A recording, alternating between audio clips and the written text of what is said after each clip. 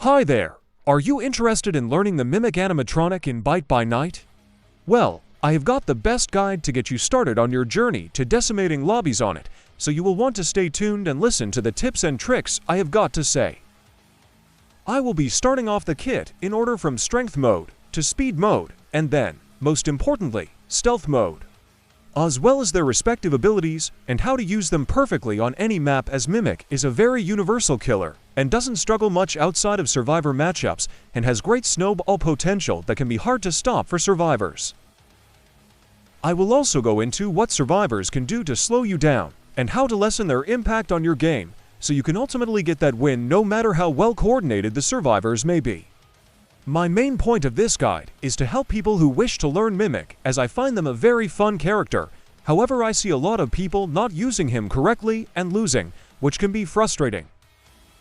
Now to finally delve into the Mimic's abilities, starting off with their power to switch modes, which allows great flexibility in your gameplay.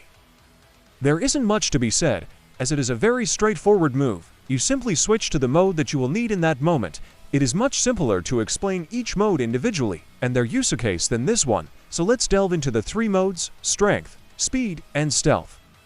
Starting off with Strength, it's very slow, so you never want to chase after a survivor with it. This does not mean that it is useless, and there are ways to guarantee hits with this mode that I will get onto later. Other than that, the base hit damage for the M1 is a whopping 40, meaning you can 3-shot survivors and N for shot security guards, which leads to quick kills. Secondly, there is Speed Mode. I see a lot of new Mimic players only use this mode as they like the speed bonus it gives, allowing you to always be on top of a survivor and hit them. However, the damage is very weak and takes a lot of hits to kill a single survivor, making it a bad way to get kills.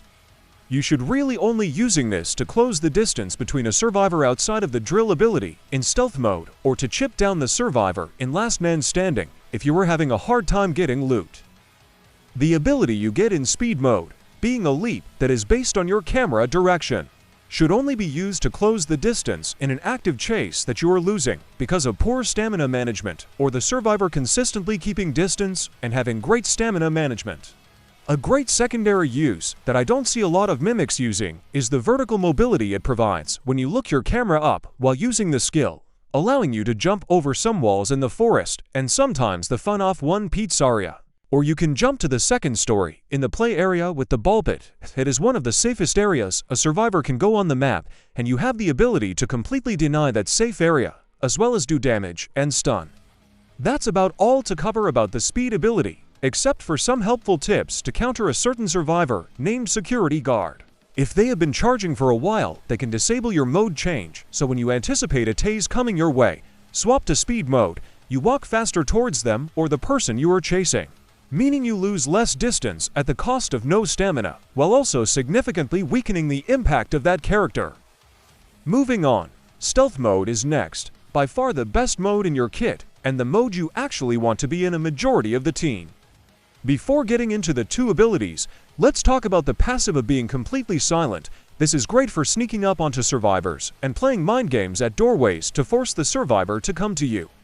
Another great impact Stealth Mode has is denying all survivors around you the information of where you are based on your footsteps, forcing them to be more alert than they would normally be, slowing down generators, making the game last just a little bit longer, allowing for a much bigger chance at winning. Now let's start talking about the abilities. First off, the Grab.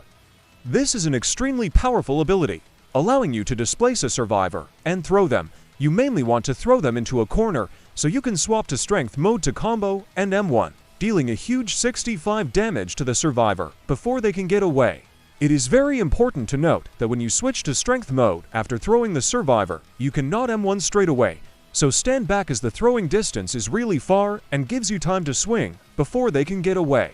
This also allows you to bait a counter if you manage to grab a fighter class survivor, and maybe even dodge their stun if they go for it. Now, I have been saving the best for last.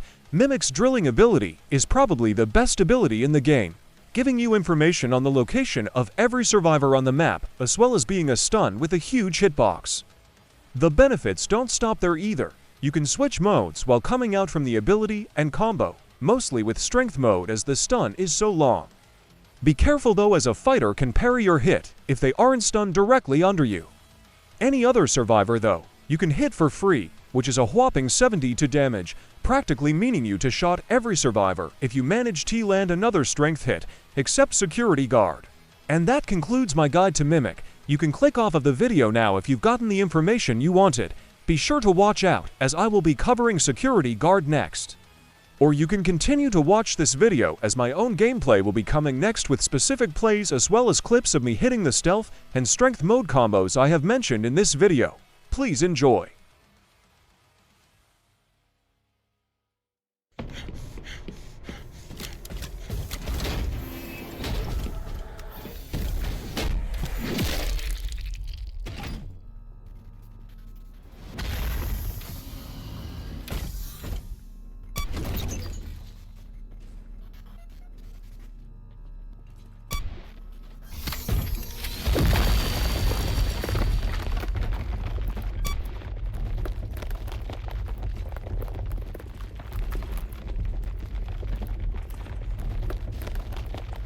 Please be advised that this is your final notice.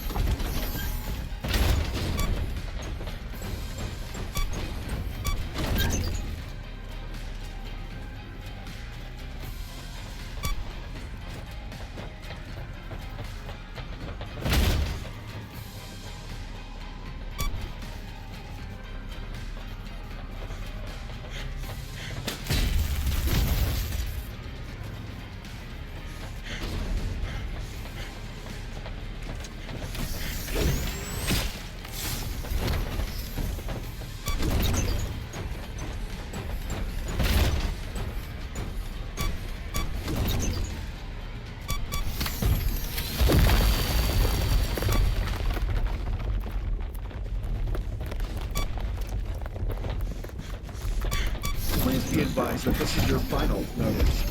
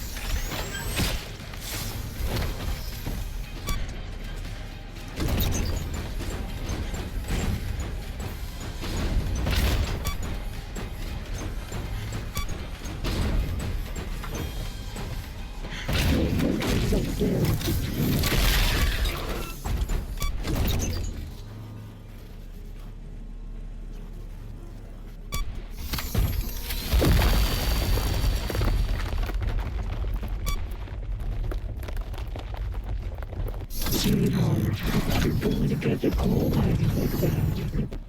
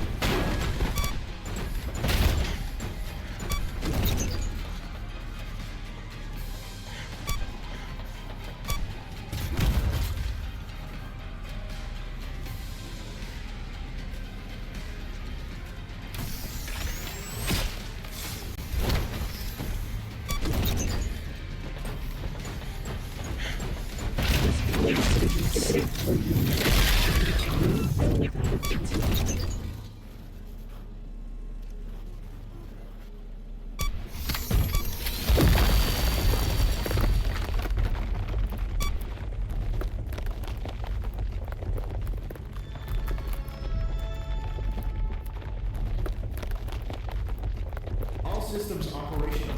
Thank you for your cooperation. Please be advised that this is your final notice.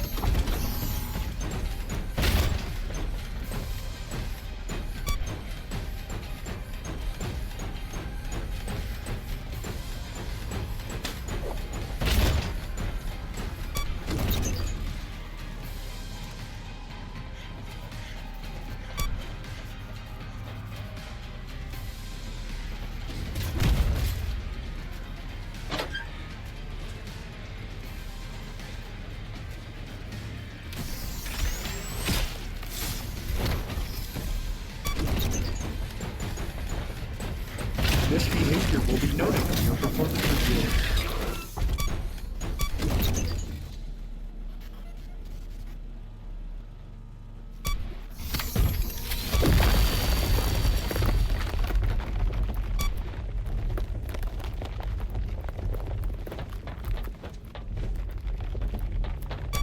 Please be advised that this is your final notice.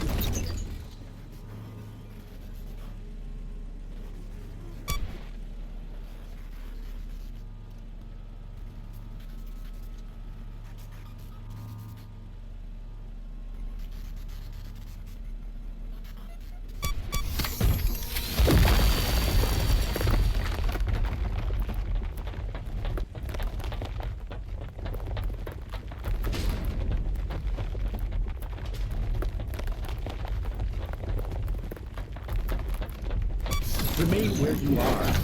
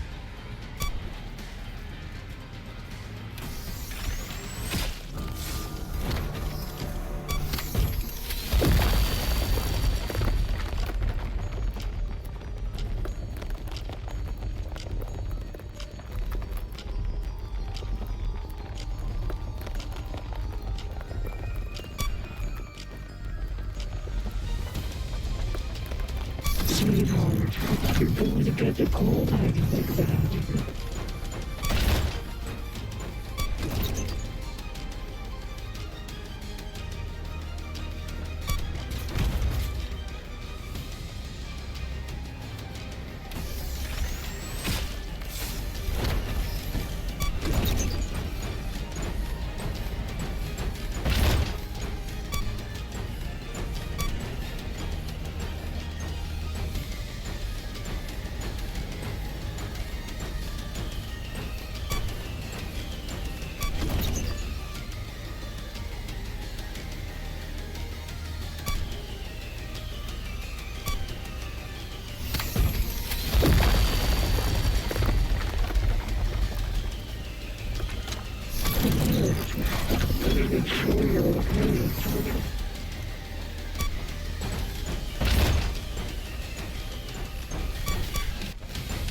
Continued non-compliance may lead to future wage deductions.